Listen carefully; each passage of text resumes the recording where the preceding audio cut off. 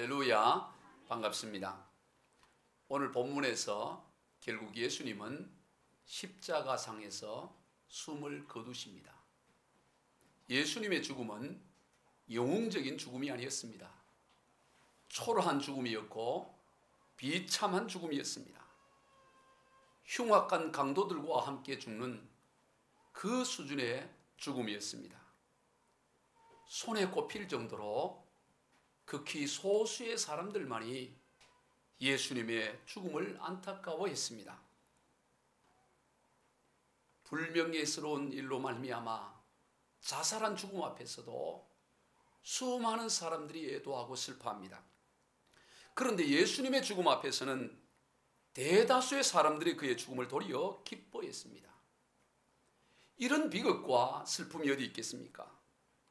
예수님은 어느 누구에게도 단 한 번도 해를 끼친 적이 없습니다.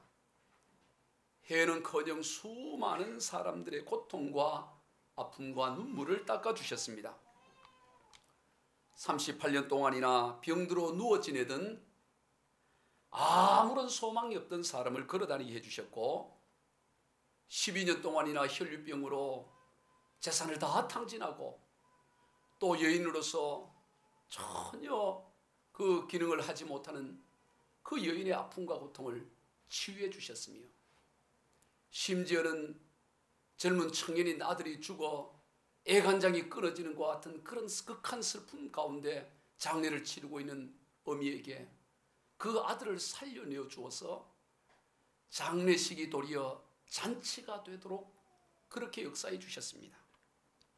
그 외에도 복음서에 나오는 예수님의 행적만을 살펴보면 수없이 많은 선한 일들을 하셨습니다. 그런데 정작 그의 죽음은 너무나 초라하고 비참한 죽음이었습니다. 그런데 그런 죽음 앞에서 예수님은 다 이루었다 그렇게 말씀을 하십니다. 그리고 복음서는 예수님의 죽음에 대해 직간접적인 기사를 거의 3분의 1 분량을 기록하고 있습니다. 아니 복음서의 모든 초점이 예수님의 죽음에 향하고 있는 것을 보게 됩니다. 왜 그렇습니까? 예수님의 죽음은 다 이루었다라고 말씀하신 것처럼 다 이루시는 죽음이기 때문인 것입니다. 예수님은 죽음으로 다 이루셨습니다. 죽음으로 예수님은 모든 것을 다 완성하셨습니다. 그러면 예수님께서 다 이루었다라고 말씀하신 그 실체는 무엇일까요? 무엇을 다 이루셨을까요? 먼저는 기록된 모든 말씀을 다 이루셨습니다. 예수님께서 십자가상에서 내가 목마르다라고 말씀하실 때 정말로 목이 마르셨습니다. 십자가에 못 박히게 되면 많은 피를 흘리게 되고 탈수 현상이 나타나게 됩니다. 더군다나 정오경의 팔레스틴 지역은 일반 사람도 햇볕이 내리쬐는 곳에 서 있기가 힘들 정도로 무덥습니다. 그러니 얼마나 목이 마르겠습니까? 예수님은 정말 목이 심히 말랐습니다. 그러나 목이 심히 말랐다고 할지라도 굳이 목마르다라고 말하지 않을 수도 있습니다. 그냥 참을 수도 있습니다. 그러나 목이 마르다고 말씀하신 것은 구약 성경에 기록된 말씀을 성취하기 위함이었습니다. 오늘 본문 28절을 다시 읽습니다. 시작. 그 후에 예수께서 모든 일이 이미 이루어진 줄 아시고 성경을 응하게 하려 하사 이르시되 내가 목마르다 하시니, 예수님께서 내가 목마르다 그렇게 말씀하신 것은 성경을 응하게 하기 위해서입니다 라고 말씀하고 있습니다. 어떤 성경일까요? 시편 69편 21절입니다. 시작. 그들이 쓸개를 나의 음식물로 주며 목마를 때 초를 마시게 하였사오니. 시편 69편은 다윗의 시입니다. 다윗은 당시 1000여 년 전의 인물입니다. 1000년 전에 기록된 시편 69편 21절의 이 말씀은 바로 예수님의 그 죽으신 메시아의 죽음이 어떠한 죽음일 것에 대한 기록이었습니다. 즉 심한 목마른 가운데서 죽음을 맞이하게 될 것이고 그때 사람들은 쓸개와 식초를 그에게 줄 것이라는 예언이죠. 그 예언의 말씀을 성취하기 위해서 주님은 내가 목마르다 그렇게 말씀하신 것입니다. 그래서 그 소리를 듣고 사람들이 오늘 본문 29절입니다. 시작. 거기 신 포도주가 가득히 담긴 그릇이 있는지라 사람들이 신 포도주를 적신 예매를 웃을 초에 메어 예수의 입에 대니. 예수님께서 내가 목마르다 그렇게 말씀을 하시니까 그 소리를 듣고 사람들이 바로 그 옆에 준비되어 있던 신 포도주 즉 신 식초를 포도주 식초를 주님의 입에 대었던 것입니다. 구약 성경에 기록된 예언의 말씀을 성취하기 위해서 주님이 그렇게 내가 목마르다 그렇게 말씀하신 거예요. 그래서 오늘 보면 30절 시작. 예수께서 신 포도주를 받으신 후에 이르시되 다 이루었다 하시고 머리를 숙이고 영원히 떠나가시니라. 그제서야 예수님께서 이제 다 이루었구나. 성경에 기록된 모든 말씀을 다 이루었구나. 그렇게 하시고는 그리고는 영원히 떠나갔다. 그렇게 말씀하는 것입니다. 즉 구약 성경에 기록된 모든 하나님의 말씀을 성취하기 위하여 예수님은 내가 목마르다 하셨고 그 말씀이 성취되는 것을 보고 다 이루었다 하시고 그의 영혼이 떠나가셨던 것입니다. 예수님의 삶과 죽음의 모든 초점은 오직 하나님의 말씀을 성취하는 데 두고 있었던 것을 보게 됩니다. 성도 여러분, 오늘 그리스도를 따라가는 저와 여러분의 삶의 모든 초점이 바로 여기에 있어야 되는 것입니다. 오늘 예수님이 그러했듯이 오늘 우리의 삶도 언제나 하나님의 말씀을 성취하는 데 우리의 초점을 두어야 되는 것입니다. 인생의 길은 누구나 다 처음 가는 초보의 길입니다. 누구라도 한번 갔던 인생길을 가는 사람은 아무도 없습니다. 그러므로 모든 사람은 인생이라는 길에 있어서는 초보자입니다. 성경은 그러한 인생의 초보를 향해서 어떻게 인생길을 걸어가야 되고 어디를 가야 될지를 보여주는 지침서이고 그리고 안내서이고 매뉴얼입니다. 오늘 우리 인생을 창조하시고 인생의 길을 창조하신 하나님께서는 우리가 어떻게 나아가야 될지 그 표지로 바로 성경 말씀을 우리에게 주신 것입니다. 우리는 그 말씀을 따라갈 때 하나님께서 디자인하시고 하나님이 원하시는 길을 우리가 걸어갈 수가 있는 것입니다. 따라서 오늘 하나님의 말씀이 멈추라 하면 멈추고 가라고 하면 가는 그게 신앙의 여정인 것입니다. 내비게이션에서 우회전을 하라고 그러면 내 감으로서는 내 생각으로는 좌회전을 해야 될 것 같아도 우회전을 하고 유턴을 하라 그러면 유턴을 하기 싫더라도 유턴을 해야만 그 정확한 목적지에 갈 수 있는 것처럼 오늘 우리의 인생길도 마찬가지입니다. 하나님께서 말씀하신 대로 살아가는 것입니다. 그러므로 신앙생활만큼 단순한 것이 없습니다. 그냥 지시한 대로 가면 되니까요. 그냥 멈춰라 그러면 가고 싶어도 좀 멈추고 달려가고 싶지만 그러나 말씀이 멈추라 하기에 멈추는 것이고 또 멈추고 싶지만 가라 그러면 그냥 순종해서 가는 거. 그러면 목적지에 이르게 되는 거예요. 그게 신앙의 여정이고 믿음의 길인 것입니다. 그래서 신앙의 여정은 단순하고 단순합니다. 말씀을 이루고 말씀을 성취하는 길입니다. 그런데 문제는 하나님의 말씀이 우리의 바람이나 욕망과는 종종 배치된다는 것입니다. 그래서 따라가기가 힘듭니다. 순종하기가 어렵습니다. 단순한데도 불구하고 내 생각과 내 욕망과 다르기 때문에 다 알고 있음에도 불구하고 순종하고 따라가기가 어려운 것입니다. 그래서 예수님께서 그를 따르는 제자들을 향해서 너희들이 나를 따라오려면 반드시 첫 번째 관문을 통과해야 된다. 거기는 누구도 예외가 없다 하시면서 마태복음 16장 24절에서 말씀하십니다. 시작.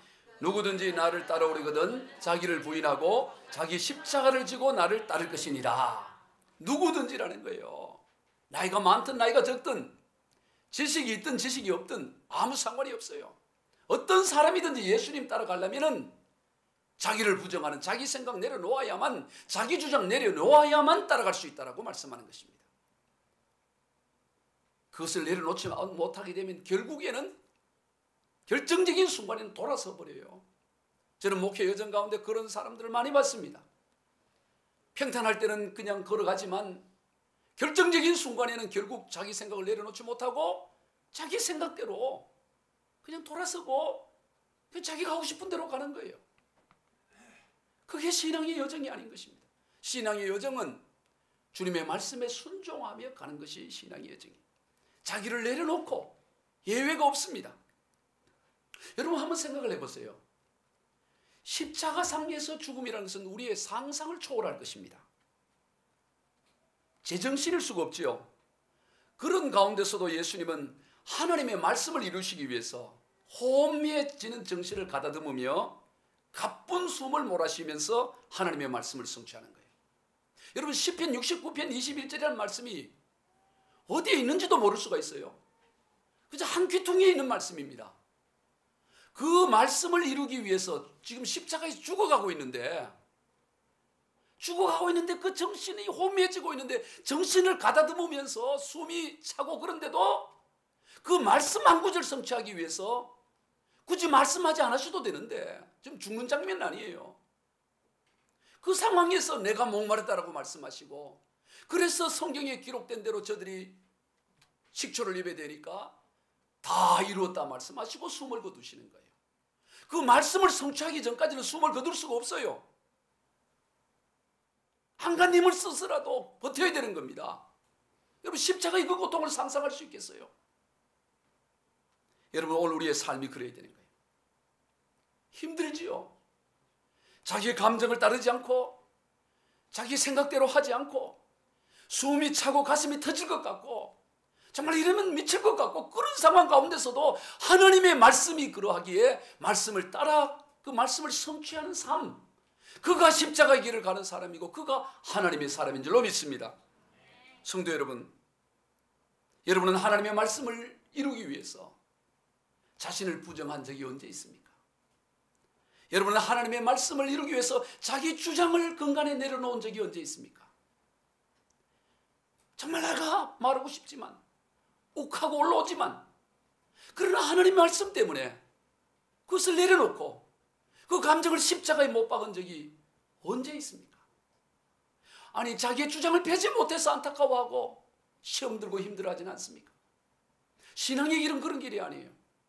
신앙의 길은 자기의 감정과 자기의 생각과 자기의 모든 것을 내려놓고 주님 말씀하시는 대로 묵묵히 따라가는 삶, 그가 바로 신앙의 여정을 가는 사람입니다. 그리스도는 자기의 감정을 성취하는 사람이 아니라 자기의 생각이나 욕망을 성취하는 사람이 아니라 언제나 하나님의 말씀을 성취하며 사는 삶이에요. 누가 뭐라고 해도 나는 하나님의 말씀을 성취하는 이 길을 가리라. 숨이 끊어질 것 같고 정말 더 이상 버틸 수 없을 것 같고 그냥 숨을 멈춰버리면 끝나버릴 것 같은 그런 상황에도 숨을 몰아쉬면서 그 말씀을 성취하는 주님의 모습이 오늘 우리가 가야 될 삶의 여정이다라는 것입니다. 여러분 십자가의 길이 그렇게 만만하지 않아요. 믿음의 길이 그렇게 만만하지 않습니다. 정말로 힘들고 죽음의 고통 같은 그럼에도 불구하고 걸어가는 길이 바로 십자가의 길이고 믿음의 길이라는 것입니다. 오늘 우리가 그 길을 가야 하는 것입니다. 성경을 성취해가는 삶, 그게 우리의 유일한 보람이요 영광이 되어야 되는 것입니다. 우리의 자랑이 어디에 있습니까? 내 주장을 관철하고 내 감정을 속 시원하게 보내고 그게 우리의 자랑이고 그래서 다른 사람이 거기에 반박을 하지 못해서 기가 죽어버리는 그게 우리의 자랑이 아니라 내가 얼마든지 그렇게 할 수도 있음에도 불구하고 나를 십자가에 내려놓고 주님의 말씀에 순종하며 살아가는, 하나님의 말씀을 성취하며 살아가는, 이게 우리의 참된 자랑이 되어야 되는 거예요. 이게 우리의 참된 영광이 되어야 되는 것입니다. 다음으로 오늘 본문에서 예수님께서 다 이루었다고 하신 말씀 속에는 인류 구원의 길을 다 이루셨음을 뜻하는 의미가 있어요. 첫째는 성경 말씀을 다 이루었다는 뜻이고 또 이 다 이루었다는 이 말씀 속에서는 구원에 관한 모든 것을 다 이루셨다는 말씀이에요. 예수님의 십자가의 죽음은 단번에 인류 구원의 길을 이루신 완성하신 죽음이었습니다. 예수님이 이 땅에 오시기 전인 구약 시대 때는 하나님께서 제사 제도를 통하여 구원의 길을 보여주셨습니다. 제사장이 양이나 소와 같은 짐승을 잡아 제사를 드림으로써 죄 사함을 받는 구원의 길을 열어주셨어요. 그러나 이 제사를 통한 구원의 길은 일회적인 것이었고 번거로웠습니다. 일시적인 거예요. 다 이룬 것이 아니었습니다. 그러나 예수님의 십자가의 죽음은 일시적인 것이 아니라 단번에 영원한 것을 다 이룬 죽음이었고 제사였습니다. 우리 히브리서 7장 27절입니다. 시작. 그는 저 대제사장들이 먼저 자기 죄를 위하여 다음에 백성의 죄를 위하여 날마다 제사 드린 것 같이 할 필요가 없으니 이는 그가 단번에 자기를 드려 이루셨습니다. 단번에 끝낸 거예요. 기뻐해야 됩니다. 로마서 6장 10절 시작. 그가 죽으심은 죄에 대하여 단번에 죽으시며 그가 살아계심은 하나님에 대하여 살아계심이, 주님은 죄에 대하여 단번에 죽으셨고 의에 대하여 단번에 살아나셨어요. 하나님에 대하여 단번에 살아나셨습니다. 단번에 다 이루신 거예요. 단번에 끝내버린 겁니다. 한 번에. 그래서 예수 십자가의 복음이 복음 중에 복음이 되는 거예요. 예수 십자가가 복음 중에 복음이 되는 것은 이 단번에 모든 걸 다 해결하셨기 때문에. 여러분, 예수님의 십자가의 복음은 완벽한 복음인 것을 기억해야 돼요. 조금도 가감할 필요가 없어요. 더 보탤 게 없어요. 우리는 그저 믿음으로 그것을 수용하고 받아들이면 되는 것입니다. 17세기 프랑스 출신의 대표적인 영성가인, 우리가 흔히 로렌스 형제라고 부르는 니콜라 에르망이라는 이분은 아주 뛰어난 영성가이신데요. 원래 제가 이분에 대해서 여러 번 설명을 했잖아요. 이분은 원래 그 까르멜 수도원에 그냥 평수라 수사로서 그 식당에서 그 청소하는 일, 설거지하고 15년을 했어요. 15년 그거 하고 나서 그 다음에 뭘 했냐, 그 다음에 이 수도사들 그 신발교회 매는 그런 일을 해요. 그런데 이분이 그 일을 하는데도 불구하고 거기서 하나님 임재와 영광이 나타나니까 이 정식 수도사들이 이분에게 상담을 하고 많은 사람들이 이 사람을 찾는 거예요. 그래서 나중에 이분이 최고의 영성가, 17세기 최고의 영성가, 오늘에도 가장 많은 영향을 끼치는 인물이 됩니다. 로렌스 형제. 자신이 얼마나 연약한지, 자신의 죄가 얼마나 어떠한지 너무나 잘 알았습니다. 그러나 이분은 그것 때문에, 자기의 죄 때문에 그렇게 놀라워하거나 내가 어떻게 이렇게 하면서 절망하지를 않았대요.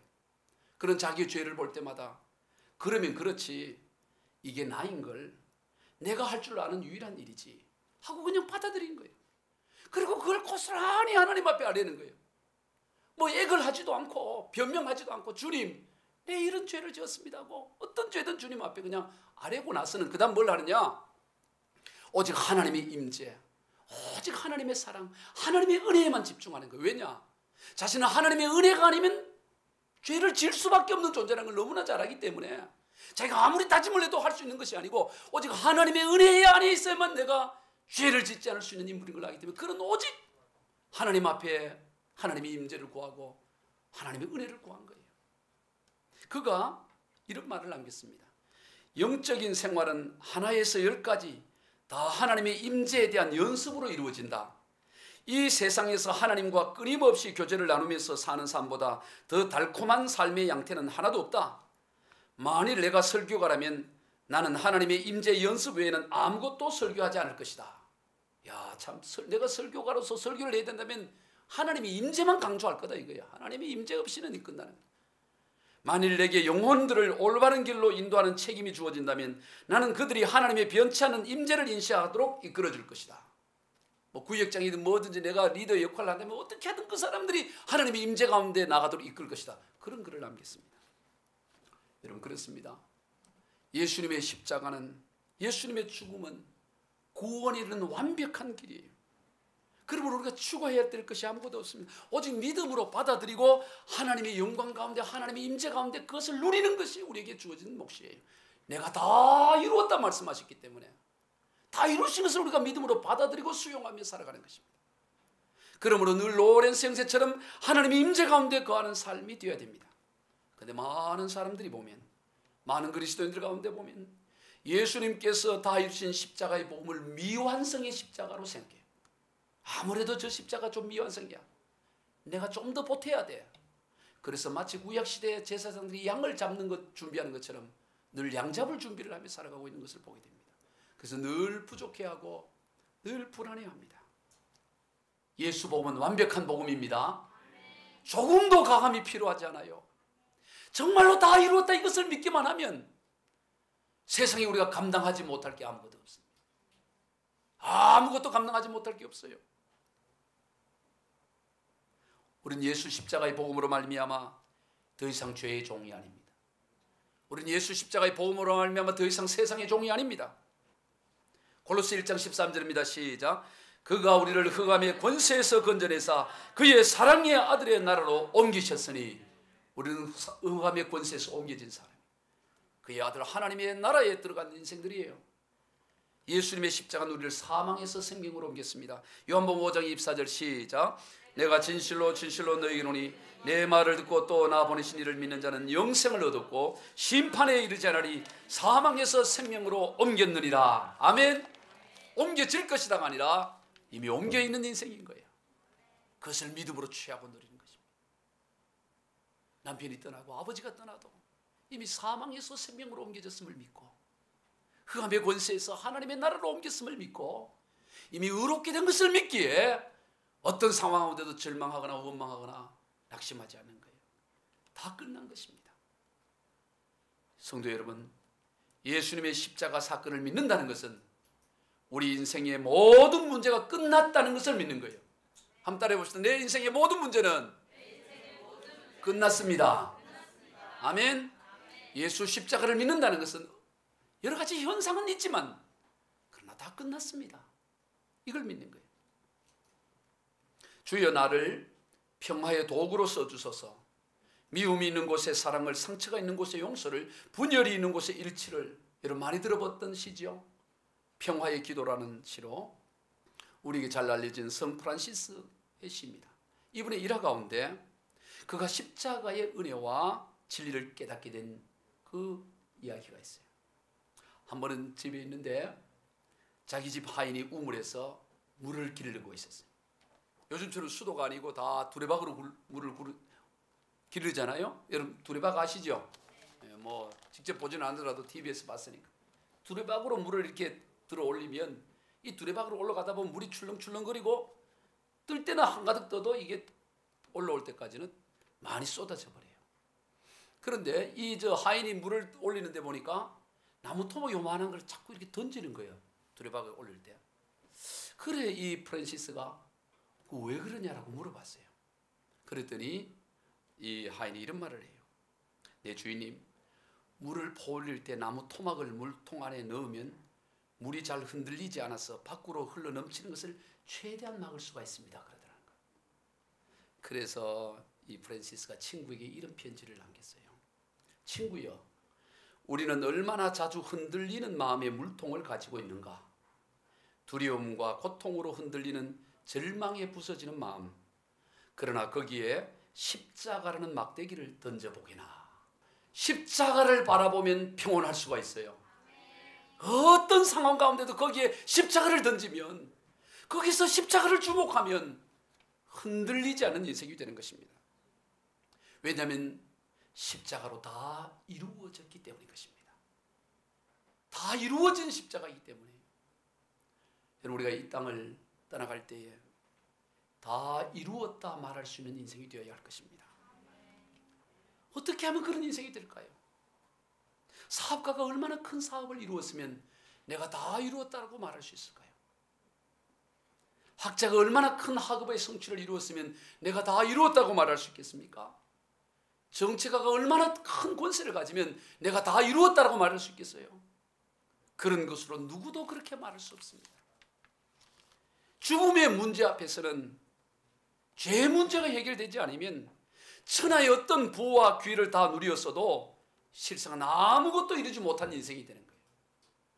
왜냐하면 영원한 세계에서 그러한 것들은 먼지만도 못한 것들이기 때문이에요. 이 땅에 우리가 호흡이 있고 살아가고 있으니까 재물이 대단해 보이고 권세가 대단해 보이고 명예가 대단해 보이지만 숨이 끊어질 때, 생명이 끝날 때는 아무것도 아닌 먼지만도 못한 것이 되는 거예요. 솔로몬이 고백한 것처럼 그런 것들은 그저 바람을 잡는 것에 지나지 않는 거예요.